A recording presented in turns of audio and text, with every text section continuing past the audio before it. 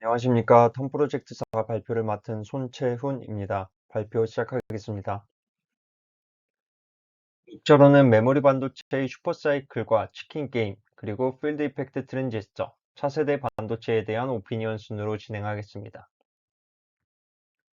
메모리 시장에서의 슈퍼사이클을 보면 1986년부터 1995년까지는 PC 수요 증가에 따라 사이클이 상승이 나타났고 2002년부터 2007년까지는 스마트폰, 디지털 카메라 확산으로 낸드를 사용한 SD카드 수요가 급성장하면서 나타났습니다. 2016년부터 스마트폰 수요 기전화, 자율주행 차량, 인공지능 등의 수요가 증가함에 나타나는데 전체 기간 동안 상승과 하락을 반복하는 것을 볼 수 있습니다. 그리고 1999년도부터 큰 추세를 보면 시간이 지남에 따라 크게 상승한 것을 알 수 있습니다. 슈퍼사이클이란 긴 주기 동안 지속되는 성장과 수요의 증가를 나타내는 현상으로 반도체에서는 디램 가격이 크게 오르는 시장 상황에 따라 슈퍼사이클로 볼 수 있습니다. 슈퍼사이클은 원래 원자재 시장에서 유래된 용어입니다. 원자재 값은 1998년부터 10년 넘게 크게 상승하였는데 중국, 인도와 같은 신흥국의 급성장으로 원자재의 수요가 크게 늘었기 때문입니다. 원자재 시장의 사이클은 주로 20년 정도로 보는데 1970년대 오일 쇼크에 슈퍼사이클을 누리고 이후 극심한 조정기를 거쳤습니다. 마찬가지로 반도체 시장도 약 20년간 긴 상승을 거쳤기 때문에 흐름을 따른다면 긴 하락기를 예상해 대비해 둬야 할 것으로 봅니다. 반도체 시장 치킨 게임은 시간 흐름에 따라 크게 세 번으로 나눌 수 있습니다. 먼저 1960년대 미국 반도체 산업은 1980년대 초반까지 업계 선두를 유지하였는데 1970년대 초 최초로 디램을 개발하고 상용화하면서 시장을 장악했습니다. 1974년 그 점유율은 90% 가까이 되었습니다.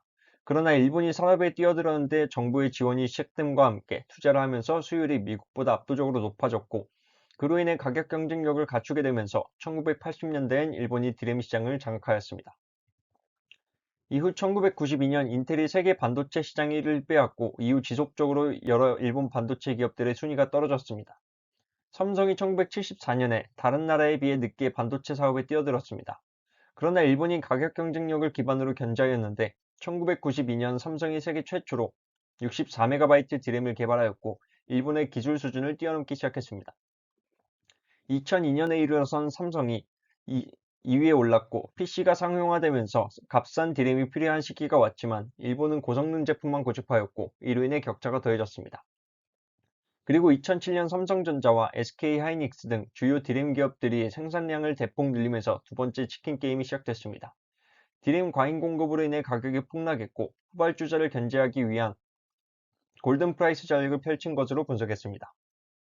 이는 원가 가격 경쟁력을 보유한 회사가 공급량 및 공급가를 조절하는 방식입니다. 약 2년간 지속되었고 가장 먼저 독일의 에키몬다 회사가 무너지며 삼성전자와 SK하이닉스가 세계 메모리 시장 점유율을 56.4%까지 끌어올리며 승자가 되었습니다. 곧이어 1년 후엔 다음 치킨 게임이 시작되었는데 2010년 후반부터 낸드 플래시 수요가 증가하면서 상위 기업들이 공격적인 투자를 진행했습니다. 메모리가 하드디스크에서 낸드 플래시를 적용한 SSD로 바뀌던 시기였습니다. 대규모 투자로 인해 다시 과잉 공급이 나타나 가격이 하락했고 낸드 플래시뿐만 아니라 디램까지 가격이 하락하기 시작하며 결국 일본의 마지막 디램 기업이었던 엘피다가 무너졌습니다. 다음으로 FET의 구조 변화가 일어나게 된 원인을 보고 각 구조를 살펴보겠습니다. 필드 이펙트 트랜지스터란 전압을 걸어 생기는 필드 이펙트를 이용하여 드레인 소스 간 전류의 흐름을 제어하여 동작하는 소자입니다. FET는 공정 스케일이 작아짐에 따라 오퍼레이션 볼테지 또한 낮아지면서 전력 효율이 증가하게 되었고 플래너 팻을 시작으로 핀 팻, GAA 팻 순으로 구조가 변화하였습니다. 이 구조 변화의 주된 원인은 숏 채널 이펙트로 모스펫 사이즈가 줄면서 채널 랭스가 짧아지고 전기장과 디플리션 레이의 겹침으로 인한 리키지 커런트 때문입니다. 숏 채널 이펙트는 대표적으로 펀치스루와 DIBL 등이 있습니다. 간략하게 설명하자면 펀치스루는 드레인 소스의 디플리션 리전이 만나며 이 부분을 통해 리키지 커런트가 발생하는 것이고 DIBL은 드레인 소스 간 배리어가 낮아지고 오퍼레이션 볼테지가 낮아져 리키지 커런트가 발생하는 것입니다. 따라서 3D 형태로 구조를 변화시켜 드레인이 인가되는 전압의 영향을 받는 영역을 최소화시키는 방식으로 리키지 커런트를 최소화시키게 되는 것입니다. FET는 JFET과 MOSFET 두 가지로 나뉘며 설명되는 이 형태들은 플래너 팻에 해당이 됩니다. 먼저 JFET을 보겠습니다. 다음은 N채널 JFET이며 통상적으로 드레인 단자는 플러스 전압을 걸고 게이트 단자는 마이너스 전압을 걸어 사용하는데 게이트 소스는 리버스 디렉션 다이오드와 같은 형태가 되고 전류가 거의 흐르지 않게 됩니다. 게이트 전압이 없다면 전자 이동이 제한되지 않아서 드레인 전류는 최대 전류를 갖게 됩니다. 그러나 게이트 전압이 걸리면 필드 이펙트에 의해 양쪽의 P형 영역 주변으로 디플리션 리전이 형성되어 드레인 전류의 흐름을 방해합니다. 오른쪽의 드레인 커브를 보면 이 일정 영역에 선형적인 것을 볼 수 있으며 이때가 FET가 정항으로서 동작하는 것입니다. 또한 게이트 전압에 의해 형성된 디플리션 리전에 의해 최대로 이동할 수 있는 전자의 양이 제한되므로 드레인 전압이 증가함에 따라서 포화되어 드레인 전류가 일정해지는 것을 볼 수 있습니다. 핀치오프 전압은 게이트 전압과 부호가 반대이고 크기가 같은데 이는 양쪽의 디플리션 영역이 만나는지 아닌지를 나타내기 때문입니다. 그래서 이 두 영역을 구분짓는 포인트가 핀치오프 전압이며 쉽게 보자면 스위치가 핀치오프 전압을 기준으로 온오프 되는 것으로 볼 수 있습니다. 다음으로 MOSFET은 DMOSFET과 eMOSFET이 있고 둘 다 게이트 전압이 걸리지 않은 상태라면 기본적으로 DMOSFET은 항상 채널이 열려 있는 스위치 ON 상태로 드레인 전류가 최대가 되고 eMOSFET은 항상 채널이 닫혀 있는 오프 상태로 드레인 전류가 거의 흐르지 않게 됩니다. DMOSFET은 특성 곡선과 같이 보면 게이트 전압을 마이너스 값을 건다면 JFET과 같이 동작하지만 다른 점은 플러스 전압을 건 경우 디플리션 영역을 확장시켜 드레인 전류를 증가시키는 이 MOSFET으로 동작하게 됩니다. 여기서 임계 전압은 JFET에서 핀치오프 전압과 같이 온오프의 기준값으로 보면 됩니다. 이 MOSFET은 게이트 전압에 플러스 값을 걸어 게이트와 근접한 P타입 영역을 밀어내어 임계 전압을 넘어서면 N채널을 형성하여 드레인 전류를 흐르게 합니다. 핀팻의 입체 구조는 왼쪽 그림과 같이 상어 지느러미가 올라와 있는 형태를 갖습니다. 그 특징에 대해서는 핀팻과 멀티게이트에 관한 설명이 되어 있는 책을 참고하였습니다. 오른쪽 그림의 핀팻을 보면 채널이 길게 올라와 2면 또는 3면에서 게이트를 통해 캐리어를 제어하기 때문에 플래너 팻보다 스케일 다운이 가능해지게 되는데 핀팻은 핀 높이가 두께보다 크고 유전체 두께가 상단이 측면보다 큰 경우 핀팻이 왼쪽의 DGSOI라는 더블 게이트 실리콘온 인슐레이터로 분석이 가능합니다.